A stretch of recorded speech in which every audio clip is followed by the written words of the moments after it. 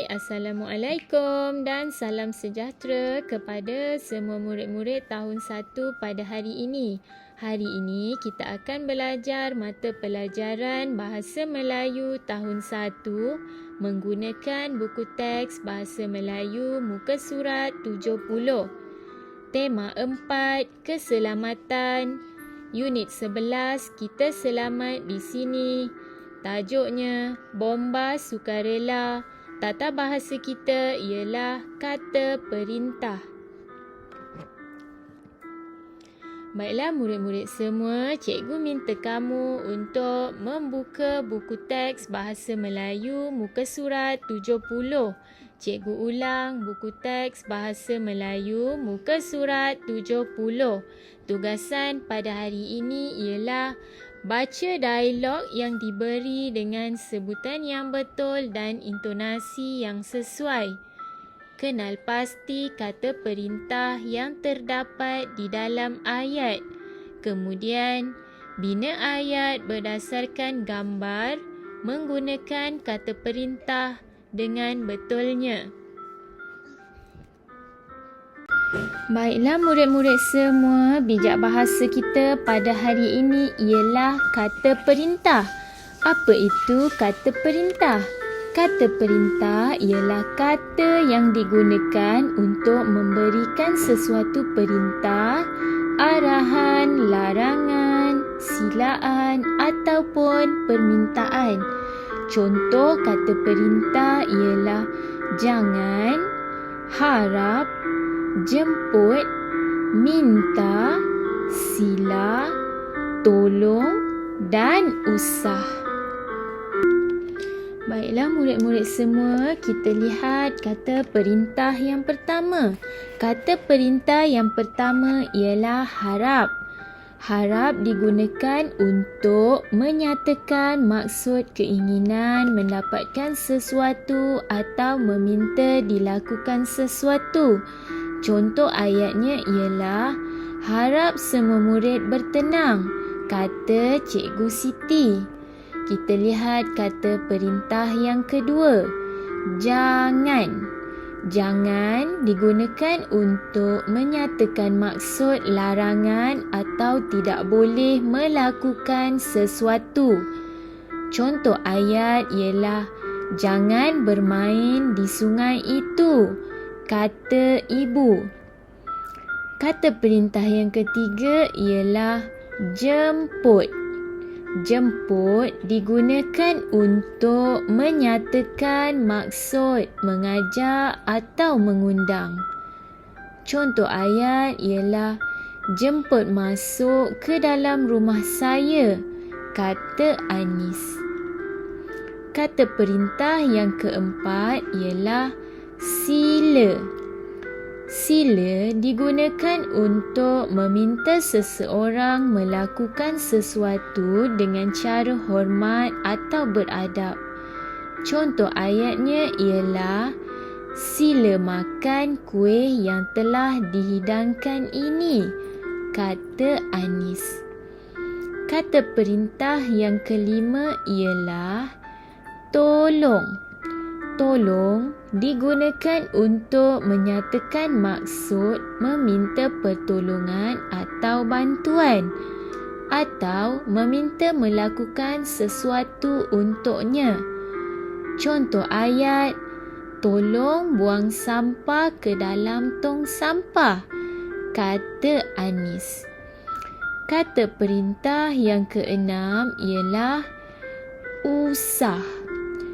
Usah digunakan untuk menyatakan maksud larangan atau tegahan daripada melakukan sesuatu. Contoh ayat ialah, usah kamu risau tentang keselamatan saya, kata Anis. Baiklah murid-murid, cikgu harap kamu telah pun faham penggunaan kata perintah yang diberi. Baiklah murid-murid, cikgu minta kamu untuk membaca bersama-sama cikgu. Bomba sukarela. Sila berkumpul di padang pada pukul 9 pagi. Harap berikan perhatian semasa pasukan bomba sukarela membuat pertunjukan. Jangan sentuh api itu. Tolong bawa alat pemadam api itu ke sana. Murid-murid, kamu dapat tak kenal pasti kata perintah yang terdapat di dalam ayat? Mari kita lihat yang mana satukah kata perintah. Ya, kata perintah yang pertama ialah sila. Kata perintah yang kedua ialah harap. Kata perintah yang ketiga ialah jangan. Dan kata perintah yang keempat ialah tolong. Baiklah murid-murid, berdasarkan kata perintah yang telah kamu baca dan kamu fahami tadi, cikgu minta kamu untuk menulis ayat menggunakan kata perintah dan perkataan yang diberi dengan betul. Yang pertama, kamu perlu membina ayat menggunakan kata perintah jangan dan gabungkan dengan perkataan api. Contohnya ialah jangan bermain api. Yang kedua, kata perintah ialah harap dan beratur. Kamu perlu bina daripada perkataan harap dan beratur. Yang ketiga, kamu perlu bina ayat dari perkataan sila dan makan. Seterusnya, kamu perlu bina ayat dari kata perintah jemput dan ke dalam. Dan yang kelima, kamu perlu bina ayat dari perkataan tolong dan bising. Baiklah murid-murid, sekarang kamu boleh bina ayat kamu sendiri dengan ejaan yang betul dan tulisan yang kemas. Sekarang tibalah masanya untuk kamu membuka buku aktiviti Bahasa Melayu Jilid 1. Diharap semua telah bersedia dengan buku aktiviti masing-masing. Baiklah murid-murid semua, sekarang sila buka buku aktiviti Bahasa Melayu muka surat 78. Diulang, buku aktiviti Bahasa Melayu muka surat 78.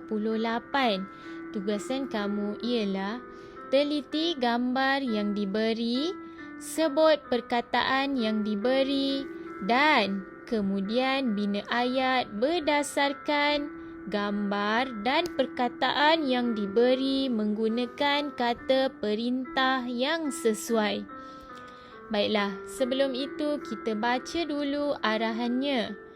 Bina ayat dengan kata perintah yang diberikan. Tajuknya ialah Panduan Keselamatan Semasa Hujan. Kita lihat gambar yang pertama. Kita lihat ada seorang perempuan sedang memakai payung ketika hujan.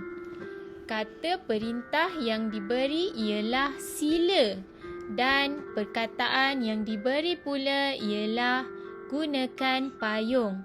Murid-murid, apakah ayat yang sesuai menggunakan perkataan sila dan gunakan payung? Ya, kita boleh membina ayat sila gunakan payung ketika hujan. Kita lihat pada gambar yang kedua. Gambar apa ya murid-murid?